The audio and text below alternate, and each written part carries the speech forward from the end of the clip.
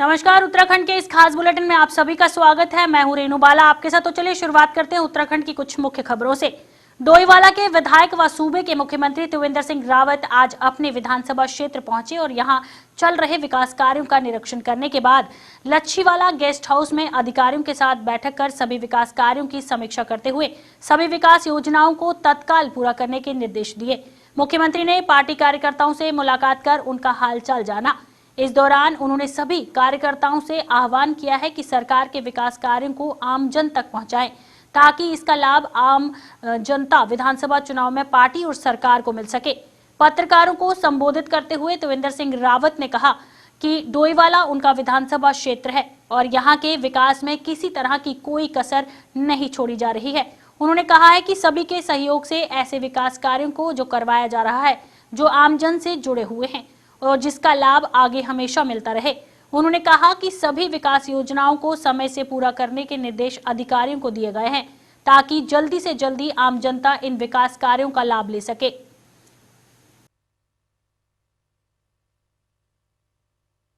जनता का बड़ा सौभाग्य है कि हमारे विधायक माननीय मुख्यमंत्री, यहाँ के मुख्यमंत्री, सूबे के मुख्यमंत्री है और आज उनका जनता से कार्यकर्ता से मिलने का कार्यक्रम में कार्यकर्ता में बहुत उत्साह, उमंग, उत्साह है।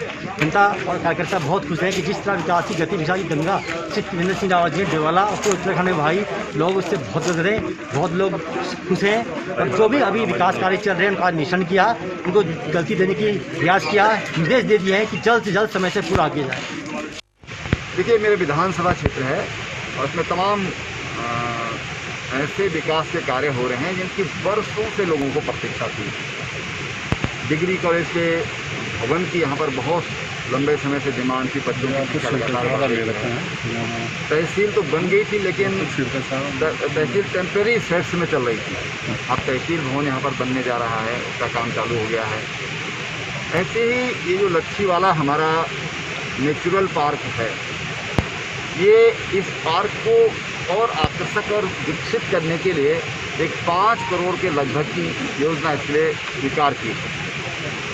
और मैं समझता हूँ कि लच्छीवाला जो हमारा ये डेस्टिनेशन है एक अपने आप में अद्भुत होगा। ये जो प्राकृतिक जो यहाँ पर उपलब्धता है, जो नेचुरल ब्यूटी जो यहाँ पर है, उस सुंदरता को, इस वन की खूबसूरती को, यहाँ पर जो पानी है उसकी उपलब्धता को छोटा बच्चे से लेकर के, बोलते हैं आबाल वृद्ध, बच्चों से लेकर और जो बुजुर्ग लोग हैं यानी कि परिवार के साथ भी आकर लोग यहाँ पर 2-4-5 घंटे। लौह पुरुष सरदार वल्लभ भाई पटेल की जयंती पर आज पुलिस लाइन देहरादून में रेतिक परेड का आयोजन किया गया, जिसमें मुख्यमंत्री त्रिवेंद्र सिंह रावत मुख्य अतिथि के रूप में मौजूद थे। इस अवसर पर उन्होंने परेड का निरीक्षण किया व राष्ट्रीय एकता की शपथ दिलाई। मुख्यमंत्री ने पोखरी थाना को सर्वश्रेष्ठ थाना चयनित होने पर ट्रॉफी एवं 1 लाख रुपए का चेक देकर सम्मानित किया। मुख्यमंत्री त्रिवेंद्र सिंह रावत ने कहा है कि सरदार वल्लभ भाई पटेल ने देश की आजादी के लिए लंबा संघर्ष किया। आजादी के बाद उन्होंने मजबूत इच्छा शक्ति से देश की रियासतों को मुख्य धारा से जोड़ने का कार्य किया। किसी भी देश, राज्य एवं बल की मजबूती के लिए एकता होना सबसे जरूरी है। सरदार वल्लभ भाई पटेल ने समाज के हर वर्ग से समान विकास के लिए प्रयास किए। वहीं पुलिस महानिदेशक अनिल कुमार दुर्ती ने कहा कि लौह पुरुष सरदार वल्लभ भाई पटेल की स्वतंत्रता संग्राम में अहम भूमिका रही है और अनेक रियासतों का विलय कर उन्होंने देश को एकता के सूत्र में पिरोने का कार्य किया। सरदार पटेल के जन्म जयंती के उपलक्ष्य पर उत्तराखंड पुलिस द्वारा 21 से 31 अक्टूबर तक अनेक कार्यक्रम आयोजित किए गए। भारत की अखंडता, एकता, यूनिटी के लिए आज उनको याद किया जाता है। आज उनका जन्म दिवस है। उस अवसर पर एक रैतिक परेड का आयोजन हुआ जो आपने देखी। बहुत शानदार परेड हमारे जवानों ने प्रस्तुत करी। मैं इस अवसर पर श्री पटेल जी के जन्म दिवस पर उनको श्रद्धा सुमन करता हूं और अपने जवानों को, फोर्स को बहुत बधाई देता हूं कि उन्होंने बहुत अच्छी परेड करी और जो दौरान कोविड के उन्होंने काम किया है वो भी एक राष्ट्रीय एकता में, अखंडता में वो बहुत बड़ा योगदान है। मैं सबको बधाई देता हूं और उनको भी बधाई देता हूं, उन अधिकारियों कर्मियों को जिन्हें आज पदक और पुरस्कार मिले, और आशा करते हैं कि हम जन सेवा में इसी प्रकार लगे रहेंगे। धन्यवाद। भाई पटेल जी की जन्म जयंती है पहले हम उनको श्रद्धापूर्वक याद करते हैं, स्मरण करते हैं। और सरदार वल्लभ भाई पटेल ये देश की एकता और अखंडता के लिए उनके याद को हम स्मरण करते हैं, उसको चिरस्थायी बनाना चाहते हैं। क्योंकि किसी भी देश को अगर एक रहना है, एक रखना है, तो ऐसे महापुरुषों का संदेश और उनका जो योगदान है उसको हम याद करते हैं। उसी स्मृति के रूप में आज यहाँ पर अपने राज्य के पुलिस बल के कुछ जवानों को भी सम्मानित किया गया।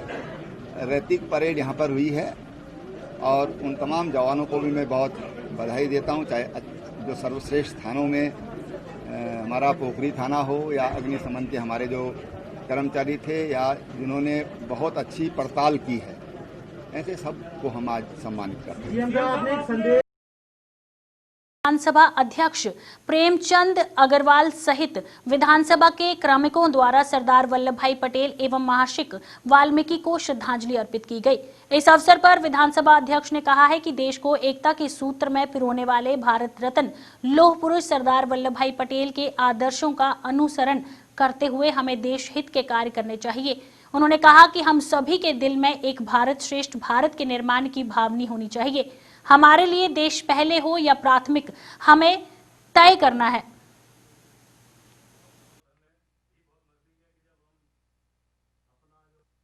हमारे लिए और भी महत्वपूर्ण जब हो जाता है कि ऐसे में महर्षि वाल्मीकि भगवान की भी जयंती है। निश्चित रूप से दो महापुरुष कहें या हमारे तो महर्षि वाल्मीकि को तो हम भगवान के रूप में भी मानते हैं, क्योंकि उन्होंने जिस प्रकार से अपना अतीत को छोड़ते हुए और अपने जीवन शैली को बदलते हुए भगवान श्री राम की रामायण की रचना उनके द्वारा की गई।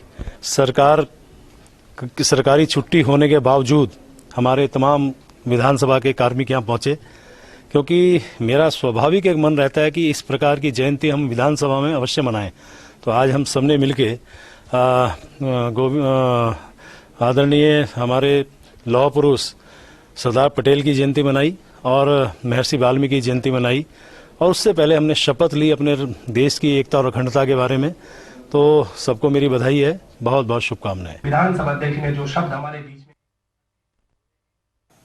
समाज कल्याण विभाग में मैन पावर की कमी का खामियाजा राज्य के छात्रों को भुगतना पड़ रहा है।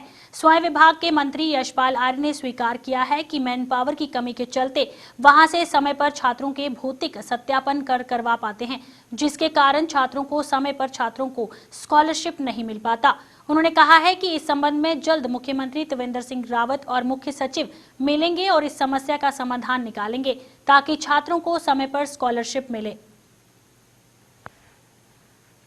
तो देखिए, भौतिक सत्यापन में लगभग 7-8 महीने लग जाते हैं, क्योंकि हर स्टूडेंट्स के बारे में जानकारी जुटाना, उसमें समय लगना स्वाभाविक है। उसका नुकसान हमें ये हो रहा है कि जो छात्र छात्राएं हैं वो स्कॉलरशिप से वंचित रह पा रहे हैं, क्योंकि हमारे पास हैंड्स नहीं है, हमारे पास इतने समाज कल्याण विभाग में इतने हमारे पास कर्मचारी अधिकारी नहीं है।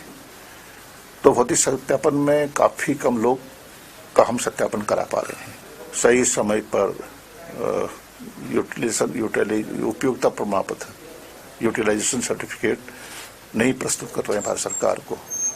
तो इस संदर्भ में माननीय मुख्यमंत्री से भी अनुरोध करना चाहूंगा और माननीय मुख्यमंत्री जी के अलावा मुख्य सचिव से भी मैं इस बारे में बात करना चाहता हूं कि इसका समाधान हो, क्योंकि अन्य राज्यों में भौतिक सत्यापन की व्यवस्था नहीं है, जिसकी वजह से वो छात्रवृत्ति का लाभ ले रहे हैं। भारत सरकार उनकी जो भी उनका उपयोगिता प्रमाण पत्र के बाद जो धनराशि दी जानी है उसको सही समय पर दे पा रहे हैं।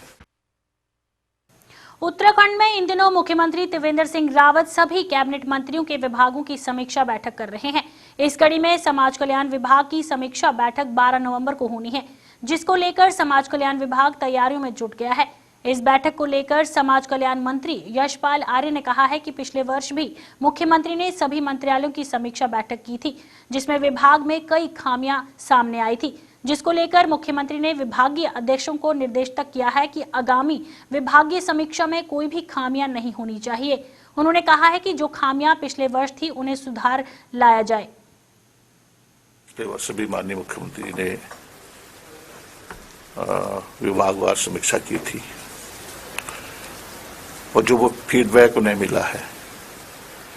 मिला था उसमें निश्चित रूप से जो कुछ खामियां रही थी या जिनका क्रियान्वयन नहीं हो पा रहा था, उसके लिए उन्होंने स्पष्ट रूप से विभाग के विभागाध्यक्षों को, सचिवों को निर्देश दिए कि इन जो खामियां हैं और जो बहुत जरूरी, जो जिनका क्रियान्वयन होना बहुत जरूरी है, उसका अनुपालन सुनिश्चित करने के लिए उन्होंने निर्देश दिए थे। उसका अनुपालन सुनिश्चित भी हुआ और अभी माननीय मुख्यमंत्री ने विभागीय समीक्षा लेने का निर्देश दिए हैं। तो उसी क्रम में मेरा मानना है कि विभागवार स्थिति स्पष्ट होती है कि क्या हमने जो विभाग ने जो उनका हमारा संकल्प था, जिन्हें हमें करना था, उसमें क्या प्रगति हुई है, जमीनी हकीकत क्या है। तो माननीय मुख्यमंत्री जी भी इससे अवगत होंगे और कोई कमी होगी उसमें सुधार। उत्तराखंड की त्रिवेंद्र सिंह रावत सरकार द्वारा जहां कोविड-19 की मार झेल रहे वाहन स्वामियों 6 महीने का टैक्स माफ किया गया है, वहीं ये टैक्स अभी माफ होने में तत्कालीन अड़चन भी आ रही है। देहरादून में वाहनों का टैक्स ऑनलाइन जमा किया जाता है, लेकिन ऑनलाइन प्रणाली से अभी तक टैक्स माफ नहीं हो पा रहा है। इसके लिए NIC से बात की जा रही है ताकि वह इस तकनीक दिक्कत को दूर कर सके। वहीं परिवहन मंत्री यशपाल आर्य का कहना है कि उन्होंने अधिकारियों को निर्देश दिए हैं कि जल्द ही समस्या को दूर किया जाए ताकि टैक्स माफ किए जाने की जो छूट दी गई है उसका लाभ वाहन स्वामियों को मिल सके।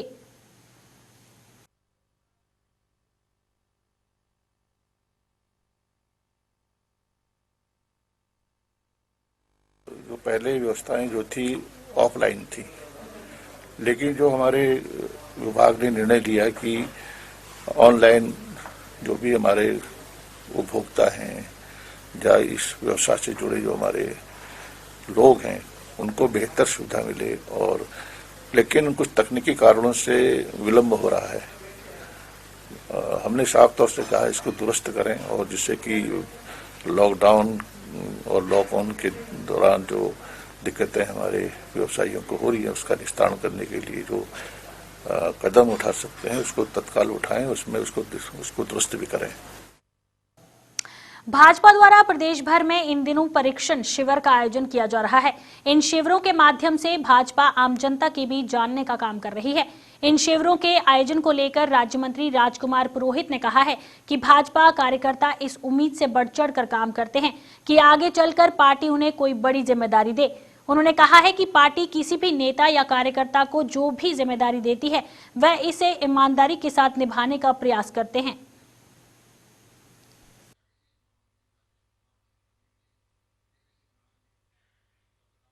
कि पार्टी का प्रत्येक कार्यकर्ता इसी उम्मीद और आशा को लेकर पार्टी में करता है कि पार्टी अपने कर्मठ कार्यकर्ताओं को, निष्ठावान कार्यकर्ताओं को सदैव आगे बढ़ाने की बात करती है। और मैं भी चूंकि एक पार्टी का कार्यकर्ता हूं, इंसान होने के नाते मेरी भी अपनी इच्छाएं हैं और बाकी पार्टी जैसा निर्णय करेगी और पार्टी जैसा भी आदेश देगी उसका पालन करेंगे और उसी तरह से योगदान करेंगे। उत्तराखंड की एक राज्यसभा सीट के लिए नामांकन पत्र की जांच प्रक्रिया पूरी हो चुकी है। एकमात्र नामांकन भाजपा प्रत्याशी नरेश बंसल की तरफ से दाखिल किया गया था। नरेश बंसल ने 4 सेटों में अपना नामांकन पत्र दाखिल किया। राज्यसभा चुनाव के निर्वाचन अधिकारी मुकेश सिंघल ने बताया है कि नामांकन पत्र जांच में पूरी तरह सही पाए गए हैं। निर्वाचन प्रक्रिया के अनुसार 2 नवंबर को 3 बजे तक नाम वापस का दिन है। इसके बाद चुनाव आयोग से बात करके चुनाव परिणाम की घोषणा के साथ ही निर्वाचित प्रतिनिधि को प्रमाण पत्र दे दिया जाएगा।